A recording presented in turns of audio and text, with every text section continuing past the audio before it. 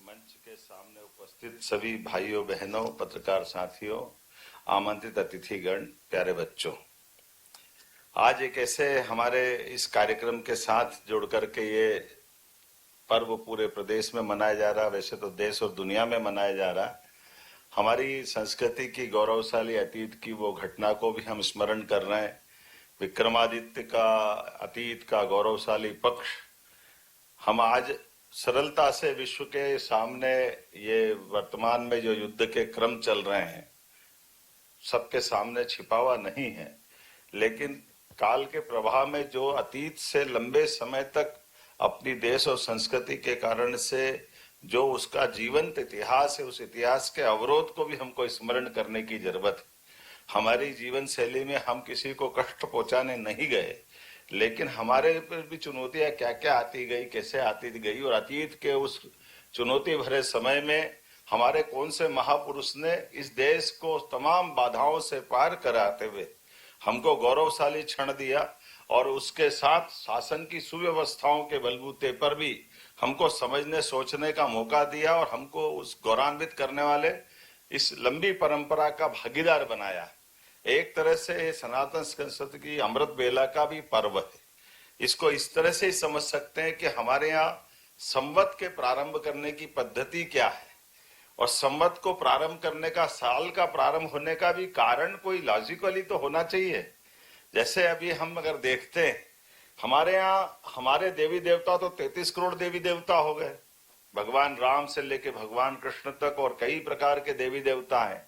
लेकिन हमारा संवत किसी के जन्म से प्रारंभ नहीं होता, ना किसी के शरीर छोड़ने से होता है। हमारा संवत पुरुषार्थ से होता है, हमारा संवत प्रकृति के साथ होता है, अतीत के ब्रह्मा के माध्यम तक से जुड़ता है। बहुत पुरानी बात अगर जोड़ दे तो वो सृष्टि के साथ साल का आनंद आए तो बसंत ऋतु खिलने लगे, फाग का आनंद मनने लगे, वृक्ष अपने पत्तों को पतझड़ के माध्यम से नई कोपलों के लिए स्थान दे तो उमंग उत्साह के साथ भरते हुए फसलों का चक्र पूरा हो, और उत्साह के साथ हमारे अपने पसीने की मेहनत खेतों से किसान के परिवार में प्रसन्नता का अवसर दे, और इसी तरह से बजट के साथ नए साल का प्रारंभ हो। ये हमारा बजट सत्र भी आमतौर पे मार्च में ही होता कि नहीं होता है। तो ये जो 12 वर्ष, ये खास करके अब मैं कुंभ में चला गया, लेकिन 12 महीने अगर हम हिसाब लगाए तो 12 महीने अगर अतीत के 600 साल पुराने इतिहास में देखें, अंग्रेजी के भी 12 महीने पहले 8 महीने होते थे, फिर 10 महीने हुए, आखिरी में फिर उन्हें 2 महीने जोड़ करके 12 महीने का वर्ष मनाने लगे। ये उनके पास में भी सिस्टम अंग्रेजी साल पहले लगभग 1000 साल के इतिहास में पूरे 12 महीने का नहीं होता था। केवल हमारी संस्कृति का आनंद है। ये उसी प्रकार से है जिस प्रकार से विक्रमादित्य के हम सुशासन को भी याद करते हैं। साल के महीने की बात करें तो जैसे आप बताइए, पूरे देश के अंदर विक्रम संवत के साथ ही चेटी चंड का प्रारंभ भी होता है। हमारे सभी प्रांतों में कमोबेश नाम थोड़ा बदलते जाएंगे, तो नवरे से लेकर के बहुत सारे प्रकार से ये गुड़ी पड़वा भी है, उगादी भी है, चेटी चंड भी है, नवरे भी है, और नव संवत्सर का भी हो, नव संवत्सर 2083। अब जैसे मैंने कहा कि हमारा साल जन्म के साथ प्रारंभ नहीं, तो ये हमारा गौरवशाली पक्ष कैसा है, तो संवत प्रारंभ करने का अधिकार किसको होना चाहिए, तो जिसने अपने शासन की सुव्यवस्था स्थापित कर ली।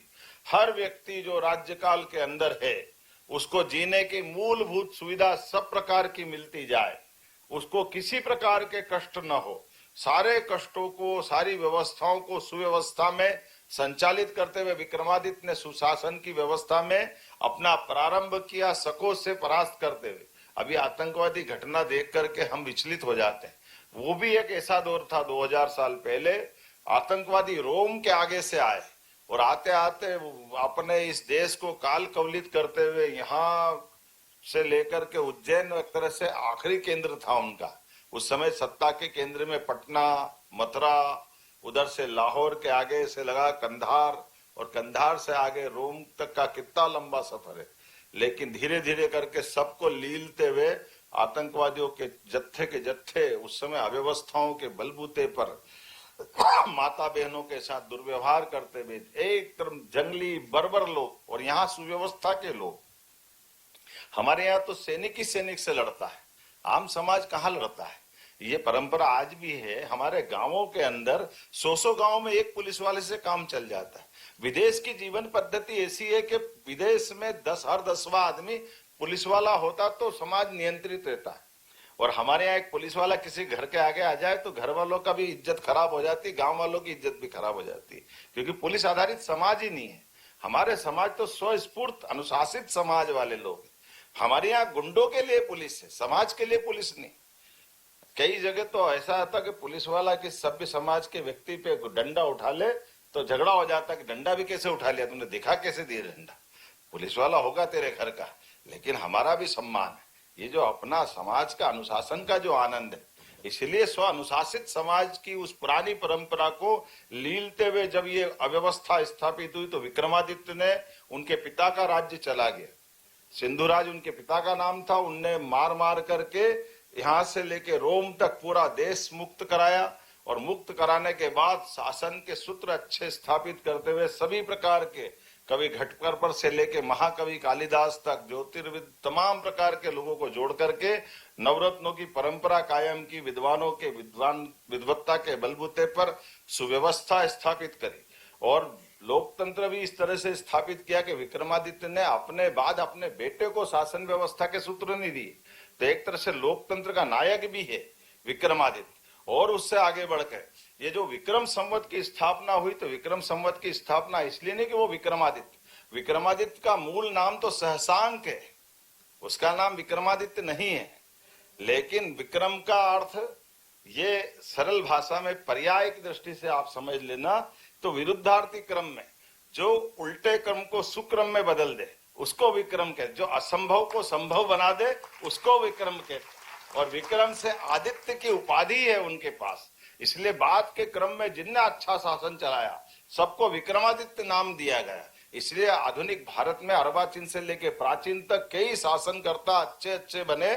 सबकी इच्छा रही कि मैं शासन अगर चलाऊं तो विक्रमादित्य की तरह चलाऊं, हर एक के मन में कल्पना रहती। लेकिन विक्रमादित्य के विक्रम संवत की प्रवर्तन की क्या पद्धति है, जिसका मैं अंक दे रहा हूं 2083। ये अंक की पद्धति ऐसी है कि हमारे यहाँ पर जो अपने संवत को चालू करना चाहता है उसके पूरे राज्य के शासन करने वाली प्रजा के ऊपर एक पैसे का भी उस पर कोई कर्जा नहीं होना चाहिए, अर्थात पूरी प्रजा कर्ज मुक्त होना चाहिए। तो विक्रमादित्य ने अपना राज्यरोहण का जब ये मौका आया तो पूरे जितने भी देशवासी थे, कर्जकार और कर्ज देने वाले साहूकार, सबको बुलवाया और सबके साथ कहा कि सब अपने रिकॉर्ड भी लेकर के आओ। और जिसको कर्जा दिया है लिया है उन दोनों तरह के पक्ष बैठे, सारे कर्ज की भरपाई अपने शासन से उनकी करवाई और सबको कर्ज मुक्त किया। अब ये किसी के पास इतना पैसा हो कि पूरे देश के लोगों का कर्जा मुक्त कर दे, लेकिन ये भी आधी बात है। लोगों ने कहा ये कर्जा तो कल तक का था, ये खत्म हो गया, अब वापस कल क्या करेंगे, तो फिर चाहिएगा तो क्या करेंगे। उन्होंने कहा कोई बात नहीं, उसके पास इतना धन भी था कि आने वाले समय के लिए भी और धन ले जाओ, लेकिन कोई कर्जदार नहीं। ये जो जितना इतना सामर्थ्यवान कोई व्यक्ति हो उसके नाम पे संवत चलता है। ये गौरवशाली परंपरा भारत की है। या बताओ ये पुरुषार्थ की है कि नहीं है कि अपने राज्य की प्रजा पे कोई कर्ज नहीं होना चाहिए, सब सुव्यवस्था के बलबूते पर जीवन जिए। ये धन जिसके पास हो तो वो कितना सामर्थ्यशाली देश होगा और शासन करता होगा। और एक ये नहीं, हर क्षेत्र में व्यक्ति तो व्यक्ति, भूत को पकड़ ला है आदमी, इतना होशियार इतना बहादुर होना चाहिए। यह है विक्रमादित्य की अपनी काम करने की पद्धति। जहां कोई परेशान हो, व्यवस्था तो इतनी सारी है। उदाहरण तो ये भी आता है कि घोड़ा गया खेत में किसान के यहाँ और किसान के फसल को नुकसान कर दिया, और किसान को ये मालूम पड़ा कि तो राजा का घोड़ा है। अब राजा का घोड़ा तो संकट में पड़ गया, अब राजा का घोड़ा तो क्या करेंगे। अब विक्रमादित्य को जानकारी है कि उनके घोड़े ने नुकसान कर दिया, तो वो उनने अपने आप को उस गांव की पंचायत के सामने खुद प्रस्तुत हुए। उन्होंने कहा ये मुझे इस फैसले को आप बताओ क्या करना चाहिए। सबने कहा महाराज हो गया तो हो गया, घोड़ा है, कोई पूछ के थोड़ी खाता किसके खेत है, क्या हो गया तो हो जा, छोड़ो। उन्होंने कहा नहीं नहीं ऐसा नहीं, ये घोड़े की जवाबदारी मेरी थी, मेरी लापरवाही, तो इस घोड़े का जुर्माना मुझे दिया जाए। अब जुर्माना, घोड़े का जुर्माना, ने ऐसा क्यों, घोड़े ने तो गलती करी, आपने थोड़ी करी। बोले नहीं, घोड़ा तो बेजुबान है, वो नहीं समझता है, लेकिन मालिक के ऊपर जवाबदारी आना चाहिए। तो मालिक के ऊपर जवाबदारी लेकर उनने अपने आप पे अर्थदंड भी लगाया और अपने हाथ से अपने पे 5 कोड़े बरसा करके उनने अपना प्रतिकार दिया कि मैं आपका ये जवाबदार हूं, इस दंड का भागीदार हूं। ये उनके मन के भाव थे। और ये ऐसी एक नहीं कई सारी घटनाएं, इसलिए विक्रमादित्य 2000 साल बाद भी लोगों के हृदय में आज भी जिंदा है। हर वो व्यवस्था जहां पर हमको सुक्रम की व्यवस्था लगती, सुव्यवस्था की इच्छा होती, विक्रमादित्य खड़े दिखाई देते। और हमारे लिए सौभाग्य की बात है, जैसे मैंने कहा है कि आदित्य के समान चमकने वाला, ये हम अपने विक्रमादित्य अर्थात इस चराचर जगत को ऊर्जा कोई देता है तो सूर्य तो देता है। सूर्यनारायण के माध्यम से नक्षत्रों के ऊपर जीवन मिलता है। और हमारे यहाँ सूर्य भी कितने हैं, सूर्य कोटि समप्रभ, हजारों लाखों सूर्य, एक सूर्य नहीं है। जब तक ये ब्रह्मांड रहेगा तब तक इससे जीवन रहेगा।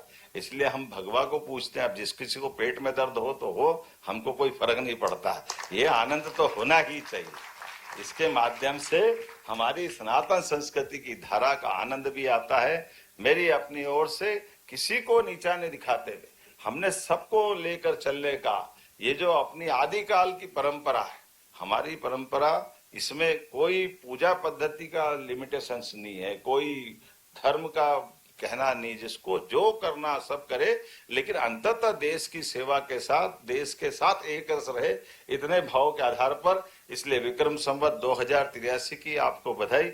और विक्रमादित्य को लेकर के हमारी सरकार ने विक्रमादित्य रिसर्च सेंटर बनाया है, जिसमें उस काल के सिक्के से लेकर उस काल के साहित्य पे अलग अलग प्रकार की फेलोशिप भी दे रहे हैं, कैलेंडर का प्रकाशन भी करा रहे हैं, वैदिक घड़ी की शुरुआत भी हुई, वैदिक घड़ी भोपाल में भी लगी, आपके पास भी लग सकती है, इसमें कोई आश्चर्य की बात नहीं। और ऐसी बहुत सारी बातों को करते हुए सरकार सांस्कृतिक रूप से हमारे उस गौरवशाली अतीत को जीवंत रखना चाहती है। और ऐसे एक नहीं, अतीत के काल में ऐसे कई सारे हमारे लोकतंत्र के सेनानी रहे हैं। हम केवल ध्यान दिलाएं तो जो कभी कहते हैं अंग्रेज के हमने लोकतंत्र दिया, आपने लोकतंत्र दिया नहीं, लोकतंत्र तो हमारे पास था। केवल आपने अपने तरह से, जैसा दुनिया चलती है, अगर लोकतंत्र रहता तो राजा अपने आप, आज भी हटा लो ना वहां से, उनके यहाँ कहाँ राज परिवार को हटा करके बात होती। तो लोकतंत्र हमारा हजारों साल से। इसलिए भगवान कृष्ण ने भी द्वारका अगर छोड़ी, द्वारकाधीश के बाद, तो उनके बेटे को उनने शासनकर्ता नहीं बनाया। हमारे लिए हुण जेता यशोधर्मन मंदसौर के पास के हुए, एक और जाति बर्बर जाति थी हुण, उसने भी इस प्रकार से किया। उसके बाद में यशोधर्मन ने अपने पुत्र को राजा नहीं बनाया। ये हमारी गौरवशाली परंपरा है। जब हमारे सुयोग्य लोग, समाज अपने आप निर्धारण करेगा, इस व्यवस्था के बलबूते पे हम सब चलते। उम्मीद करेंगे आप सब विक्रमादित्य को जाने समझेंगे। अभी तो मैं पुनः नए वर्ष की बधाई देता हूं। बहुत बहुत धन्यवाद।